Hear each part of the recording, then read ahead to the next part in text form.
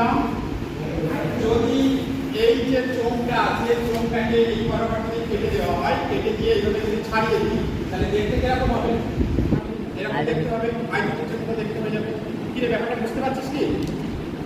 তো এখানে এই যে দৈর্ঘ্যটা, এই দৈর্ঘ্যটা কার সঙ্গে সমান হবে?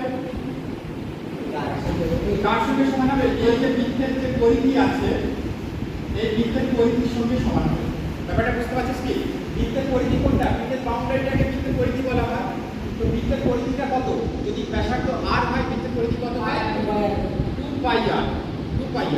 তাহলে এটাকে যখন কেটে যখন এইভাবে ছাড়িয়ে দিলাম তখন এই বৃত্তের পরিধির সঙ্গে সমান হবে, অর্থাৎ এই দৈর্ঘ্যটা কত হয়ে যাবে? এই দৈর্ঘ্যটা কত হবে?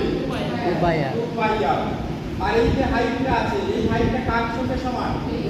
এই সঙ্গে সমান। আর আমরা জানি কি আয়তক্ষেত্রের ক্ষেত্রফলের সূত্র কি? দৈর্ঘ্য গুণ প্রস্থ। তাহলে আয়তক্ষেত্রের ক্ষেত্রফলের সূত্র হচ্ছে দৈর্ঘ্য গুণ প্রস্থ। তাহলে এই ক্ষেত্রফলটা কার ক্ষেত্রফলের সঙ্গে সমান? এই পার্শ্বরের ক্ষেত্রফল